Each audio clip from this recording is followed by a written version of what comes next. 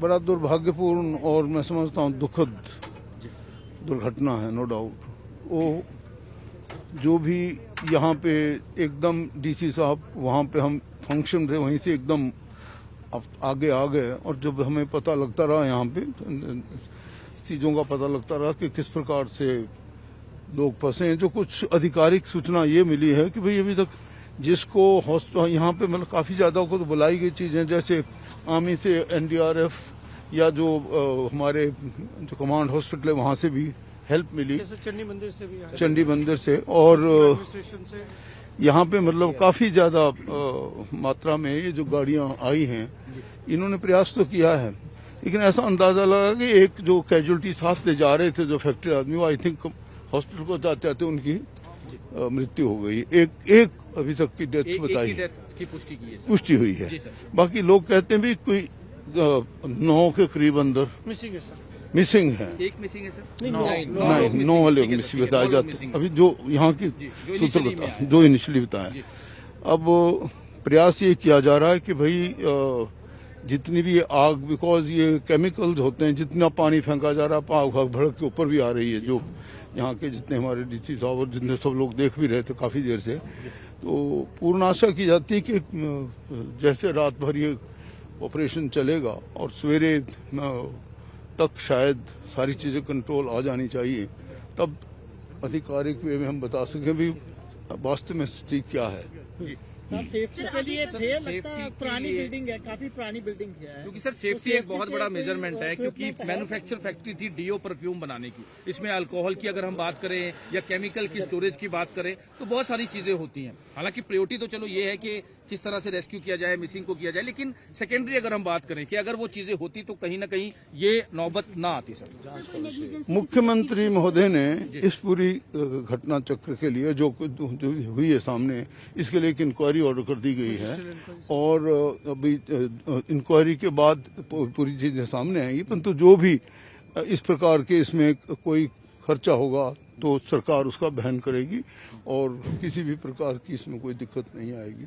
अगर कोई दोषी पाया जाता तो उसके खिलाफ भी कार्रवाई होगी डेफिनेटली, वही ना, क्योंकि ये पूरा बद्दी इंडस्ट्रियल हब है, बहुत बड़ी बड़ी फैक्ट्रीज हैं, मैन्युफैक्चरिंग प्लांट्स हैं, उसको लेकर ये एक सबक है, कह सकते हैं कि आज जो भी इतना बड़ा हादसा हुआ। बिल्कुल ठीक कहा। अब सरकार की तरफ से जैसे इसके लिए तो चलो इंक्वायरी बिठा दी, और क्या क्या कदम उठाएंगे? कई चीजें होती हैं, एनओसी लेनी पड़ती है, बहुत सारे जो टर्म्स होते हैं, उसके लेकर कुछ एक्स्ट्रा कुछ किया जाएगा? वैसे सभी कदम लगभग सुरक्षा की दृष्टि से लिए जाते रहे हैं, परंतु आज के इससे और भी ज्यादा जो चीजें सामने आएंगी उसको दृष्टिगत रखते हुए उसके मद्देनजर और भी सुरक्षा संबंधी उपाय और करे दिखाए जाएंगे, और जो जिसमें दोषी पाए जाएंगे उनको डेफिनेटली जेल भी। यहाँ पर फायर ब्रिगेड की बहुत कम थी, क्योंकि बाहर से मंगानी पड़ी, यहाँ के लिए कुछ गाड़ियाँ बढ़ाई जाएंगी जी, क्योंकि ये फैक्ट्री यहाँ पर बहुत सारी है, इंडस्ट्रियल हब है जी, उसको लेकर भी कुछ सर? ठीक कह रहे हैं आप, ऐसे सुरक्षा संबंधी उपाय जो इससे उभर कर आएंगे उसमें भी ध्यान दिया जाएगा। Definitely we shall cater for more ऐसी इस प्रकार की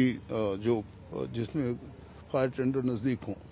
हॉस्पिटल के लिए गाइडलाइन जारी कर दी गई है, जो यहाँ से निकाल कर लेके गए हैं, जो वहाँ पर हॉस्पिटलाइज हैं लोग, उनके लिए क्या गाइडलाइन जारी की? पूरे उनके लिए पूरे इलाज के और क्योर के फुल फ्लेज्ड ऑर्डर दे दिए जा चुके हैं, और जो भी उनका खर्चा होगा किसी भी प्रकार का उनके स्तर वो सरकार वहन। सर कुछ अनाउंसमेंट की गई है जो लोग इंजर्ड हैं या जो लोग मिसिंग हैं, या फिर अभी तक कैजुअलिटी का कुछ अभी तक कुछ किएंगे, कर दी जाएगी।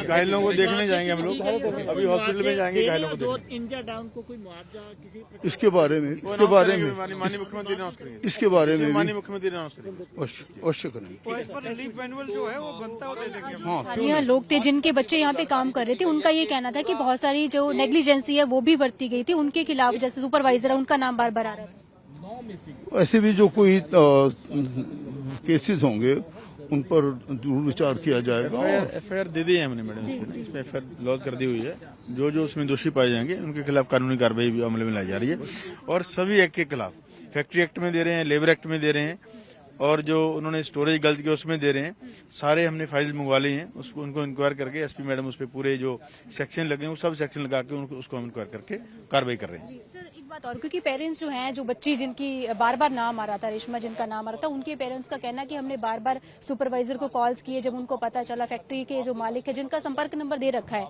किसी प्रशासनिक अधिकारी के द्वारा, उनके फोन नंबर तक शाम तक नहीं उठाए गए, तो क्या आप उनके खिलाफ भी कोई कार्रवाई करेंगे?